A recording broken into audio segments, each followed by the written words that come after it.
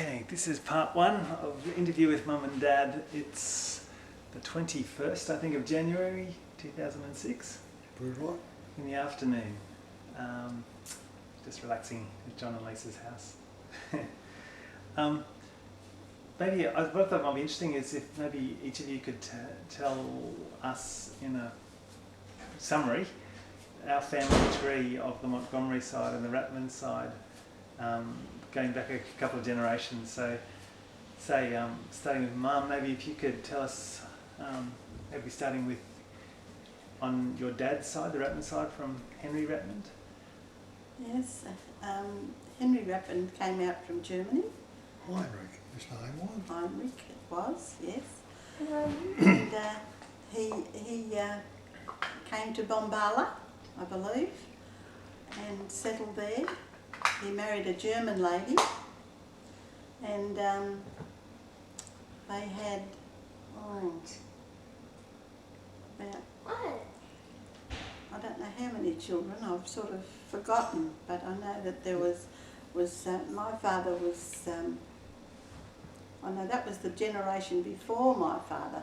Heinrich came on a ship from Germany, and he was the musician on the ship.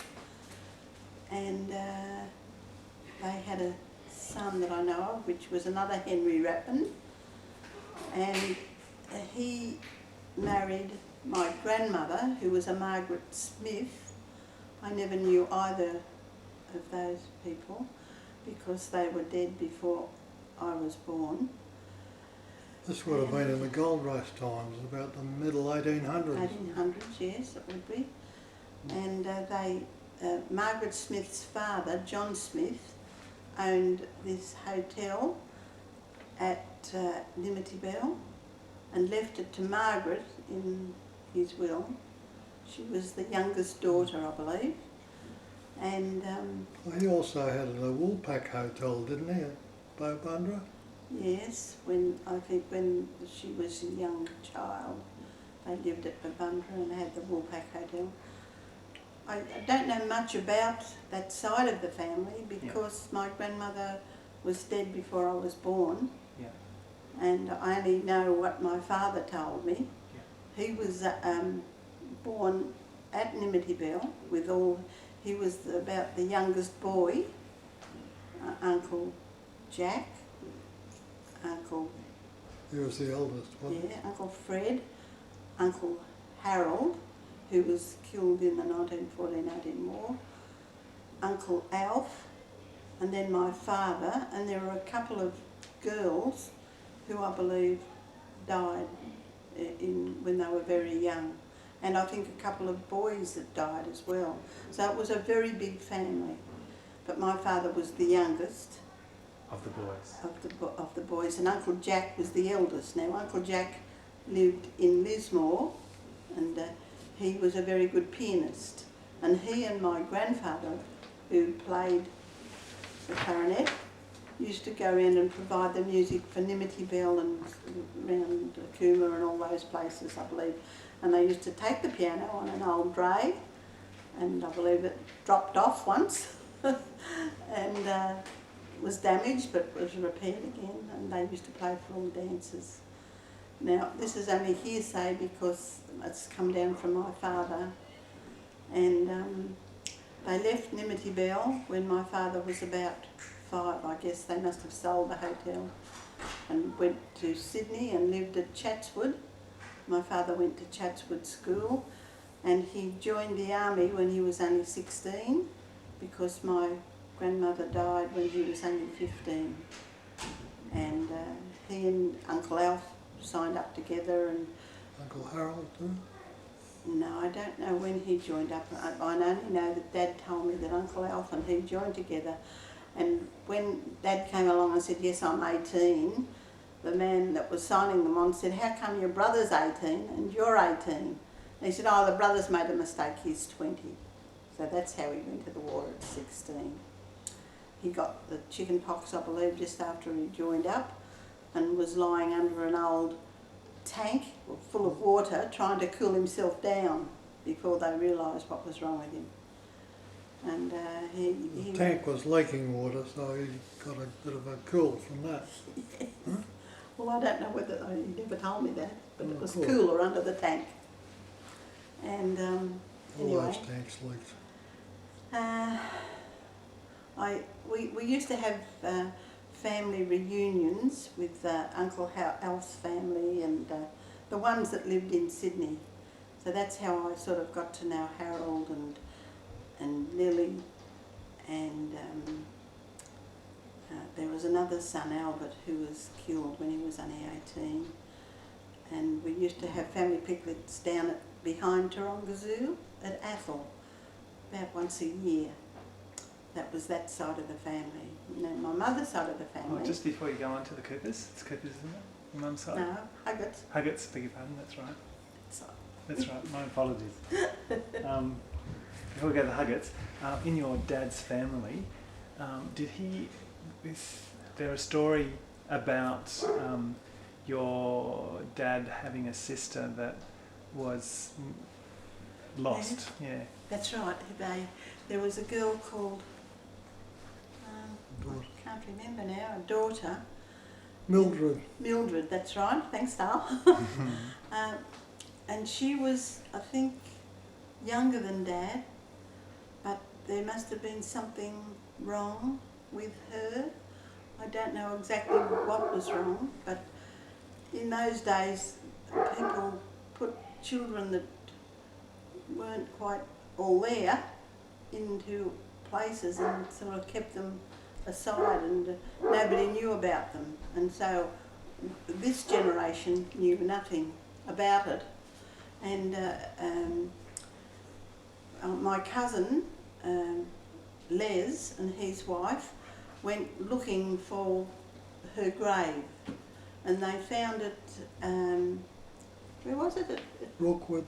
No, it was at Bathurst or somewhere in the country, or was it? Orange. It was at Orange, I think, at And the... yeah, and they got to know the man that was looking after the cemetery, and he looked up the records, and they found where she was buried. She'd been in some home, and so they found the grave where she had been buried, and we made a plaque, and we all threw in money to have this done and erected by her nephews and nieces and their wives and husbands in memory of Mildred Radman, which is very sad because we really didn't know her, and we should have done.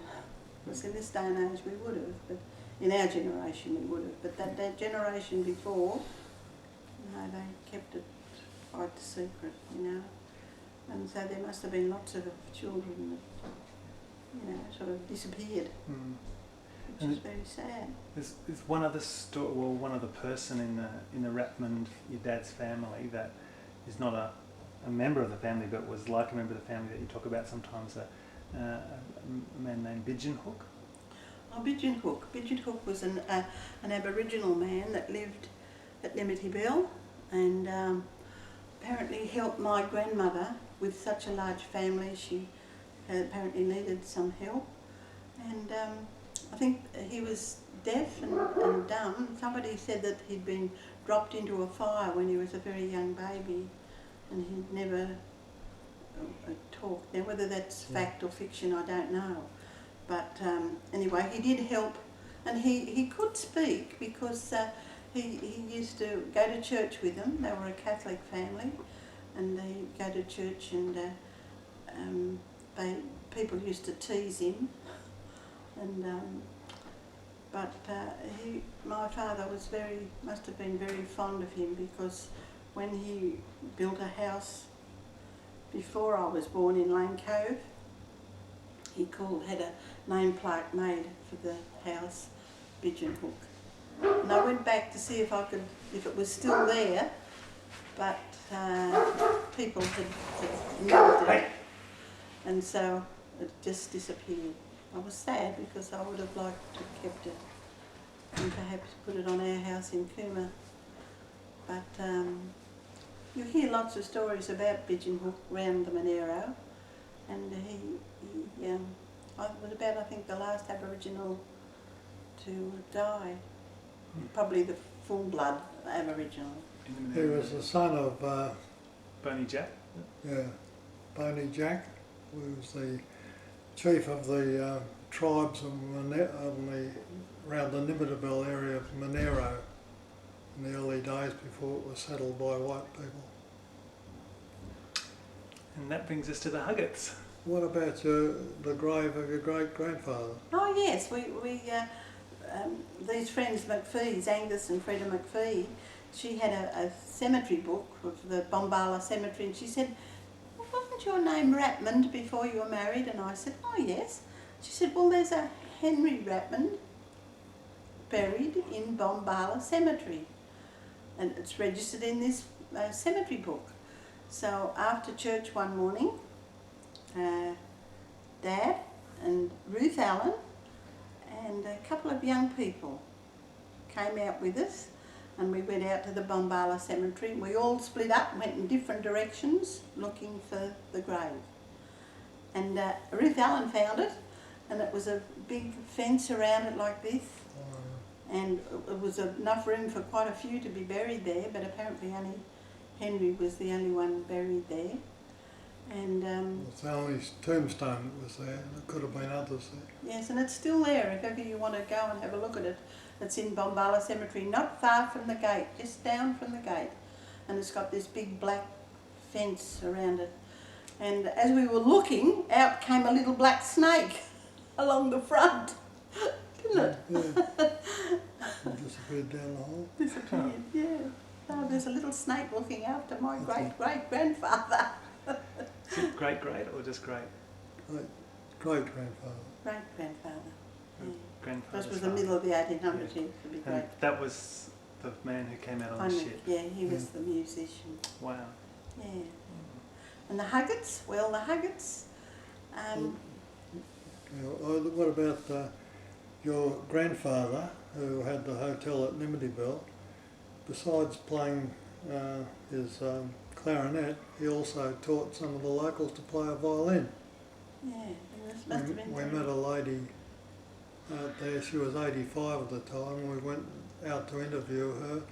She gave us a tape recording of her recollections of the Rapmonds when they had the hotel, and she told us that her father had been taught by Harry Rapmond to play the violin. And I've got that tape at home, I'll give it to you, Yeah, John. that'd be great. You Yeah. have it.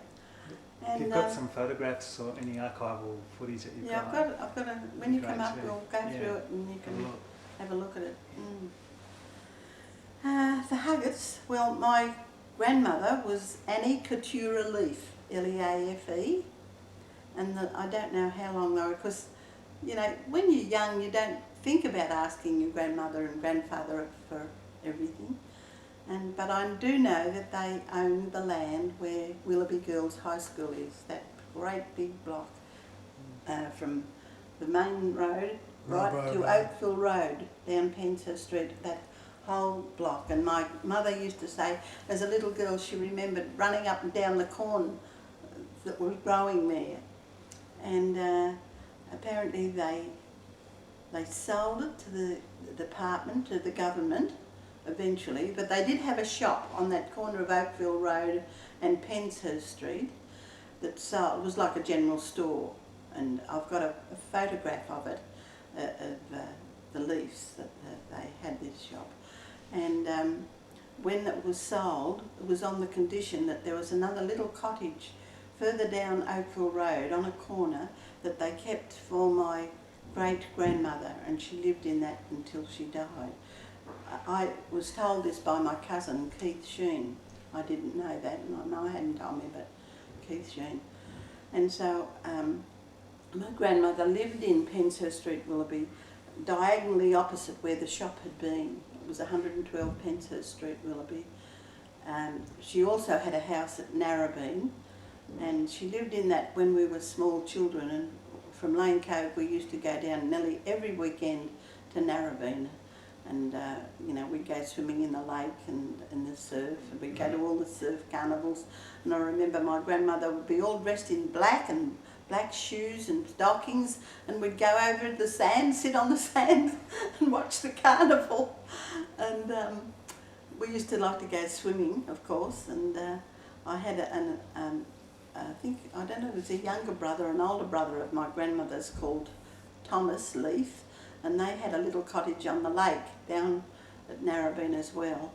And every Christmas, of course, we were down with my grandmother, and we'd have Christmas dinner with my grandmother, and then Christmas tea. Uncle Tom and Auntie Lily and their family would come up and have Christmas tea, and then on New Year's Eve we'd go down to Auntie Lily's place down on the lakefront, and we'd stay for Christmas Eve, and then when 12 o'clock came we'd all get outside and bang pots with knives and forks and make a lot of noise and then say Happy New Year everybody. No fireworks then? No fireworks then, no. And is it the Huggett line that goes back to the First Fleet, or? No, it was on my father's side of the family. Right. The Rapman side. Well, the Smiths.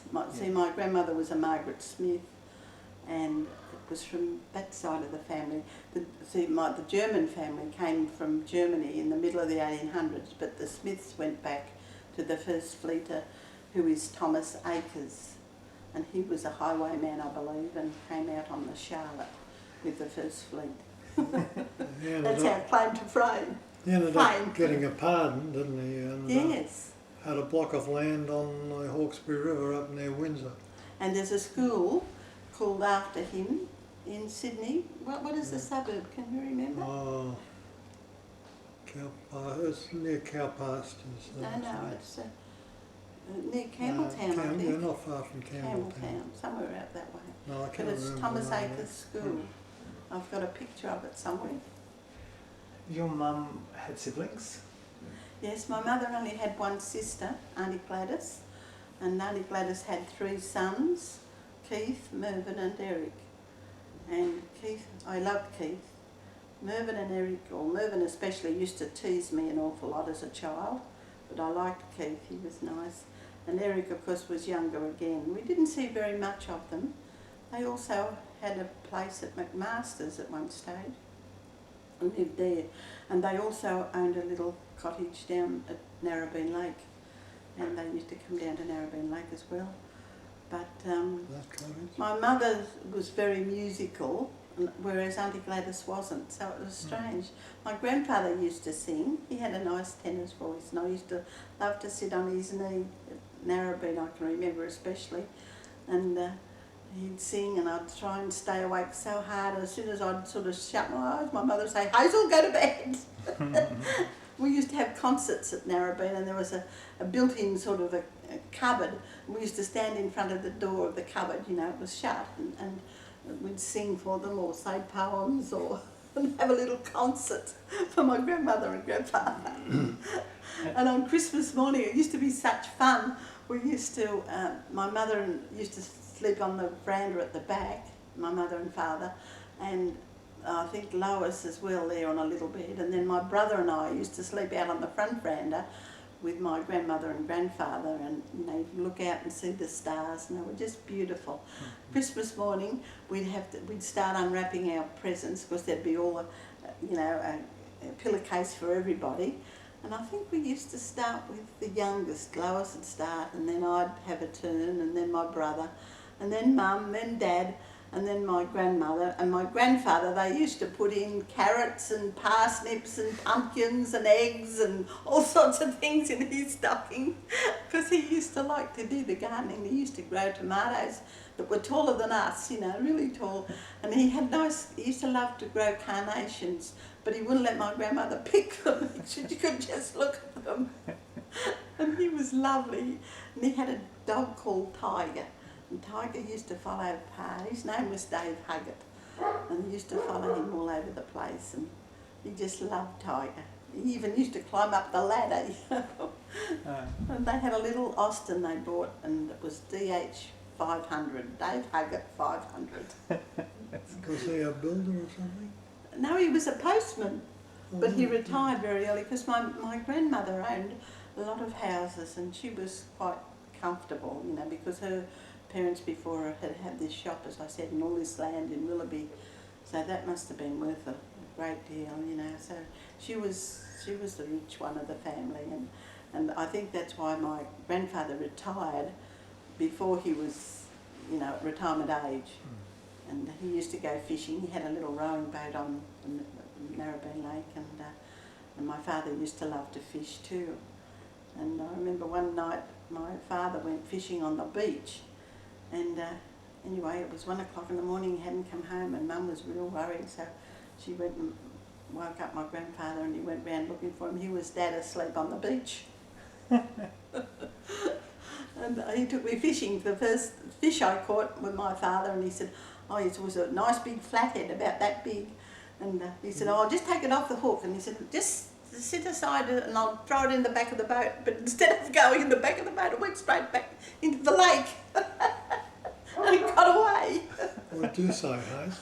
Oh, I think I was very disappointed. So that was fun. There's a couple of stories you sometimes tell us about your grandfather and Pa and his teeth and tennis balls. Oh yes, yes. My grandfather used to snore, and they had single beds and head to head like that. My grandmother and grandfather on the front veranda, and I think my brother and I were at each end, you see, in beds. And he used to snore, so my grandmother would take tennis balls to bed and she'd just drop them over the top of the bed to stop him snoring. It seemed to work. And on the other, because he had to get false teeth when he was about 75 or something, or 73, and he didn't like them at all, so he used to wear them more in his pocket than anywhere else, and Nana would say to him, they'd get all dressed up or going out somewhere and get the car out, Dave, where's your teeth? And he said, they're in my pocket. Then they went to the pictures once in Sydney, I've told you this one before, into the Regent Theatre, you know, and so they got into, they were a little bit late, and my pa got in, and of course they used to have a girl come with a torch to show you into your seat. Musherette. And he showed Pa to his seat, and Nana was left at the front, the door in the darkness, and she yelled at the top of her voice, Dave, where are you? And everybody stopped watching. I don't know what everybody thought. A couple are from the bush. So, funny stories, yes. So, just before we go over to the Montgomerys, how did the Rapmans and the Huggets meet and get together? Ah, that I don't know, because it was after the war. Your mum used to sing, didn't she? Mum used to sing. Okay. She had a beautiful singing voice and used to go out singing lots of places, but she never did tell me how they met, or no, I don't know. Whether Lois might know, but I don't know how they met, or, you know, because they, although she was in Willoughby and he was in Chatswood, so they were close suburbs, but I don't know how they met. No, I don't know that. He probably went to one of her concerts. I don't know. She was a very good singer. Yeah. I don't know if you remember. But Yeah, I think we've got some of her singing on tape, which would be great yes, to we get must too. put it on a decent tape because Yeah, it's reel to reel. Yeah. It'll be good to get Yeah. input on this as well. Yeah. You may not want to talk about this, but might be interesting for next generations to hear a little bit about how Uncle Cole wasn't originally Cole and wasn't Instead of Dave. your full brother. Yeah. He was, I think, he was 2 years older than I was. So of course in those days if you had a child out of wedlock it was always hushed up. And I don't know who the father was, and never talked about it, and he was a Rapman. My father adopted him legally, and he was one of our family. And he went to the war when he was only 18, and while he was away he broke his neck. He was in a transport and the truck went over the side or something, and it was a very bad accident, and they brought him back and he was in Tamworth Hospital, and that's how he met his wife, Phyllis, the first wife. She was I don't think she was a nursing sister, but she must have worked at the hospital. And of course, so he never came home. He was married when he was about 23 and then lived in Tamworth for quite a long while. They had a few babies but lost them. She was a very tiny little person, and she lost a baby to start with, then twins. And then her sister died in childbirth at Darwin, and they adopted the daughter of her sister. And then just after she did that, she fell pregnant with John Ratman, and so she had a girl and a boy. I've lost touch with them at the moment. I haven't seen them for quite a long time. But then of course my brother remarried, and he married this English lady, Kay. And of course she already had a son, Tony, and but she got dementia. After he died when he was only 60. He had to have open heart surgery at 54 and wouldn't take his medication. He didn't believe in medication, so he only lasted till he was 60 and passed away. Unfortunately, we were away overseas, and Ross represented us at the funeral. He could tell you more about that. And then we used to visit Kay when we'd be, down. But she got dementia the last time she invited us to lunch, and then when we turned up, she said, "What are you doing here?" Your brother changed his name like you, Paul. He changed his name because he had a very good friend in the war, apparently called Colin, and he was killed. So he took his name. I don't know why, but he did. And so half the family called him David and the other Colin. So I don't know, and but it was never broadcast. Only a very few close family friends knew. The horses knew, because we'd known them a long time ago. But to me, he was my brother, and I think Lois felt the same. We made sure that, it was divided evenly when Mum and Dad passed away. But he was quite well off. He worked for the Mercedes. He was a managing director, and it was through him that we got our Mercedes.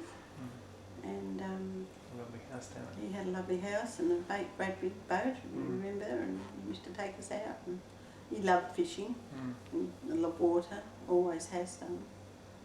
And I remember once, one New Year's Eve, we couldn't find him, and everybody went looking for him everywhere. And we found him in the back of the little rowing boat in the shed, sound asleep. He just couldn't make the distance. He got to sleep before midnight. He wasn't very old at that stage. We all woke him up, so he had to come and bang a saucepan. So I think that's my story Yeah. so far. Well, we might go to the Montgomery side of the family. What about when you met your husband? You didn't tell us anything about that. I don't know, what we might do is hear the Oh, okay. the extended family, and then come to the All right, we'll have that in another session. the Ratman Montgomery story next. Well, So yeah, something with how there were far? two brothers, weren't there, that came out to Yeah, two Montgomery brothers, born in a northeastern county in Northern Ireland called, what is it? I can't remember now. Doesn't matter. But the capital of it is, what? I know that either. Where's all the trouble? Dublin. Ballymena. Oh, Ballymena is the name of the place. yes. County Antrim. That's right. Yeah. County Antrim has an interesting geological formation on the north coast called the Devil's Castle Causeway, which is columnar basalt, which from the cliff flow protrudes out into the North Sea.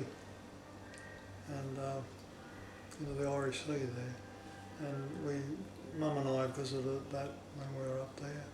So that's quite a famous place, and The giant stairway, isn't it?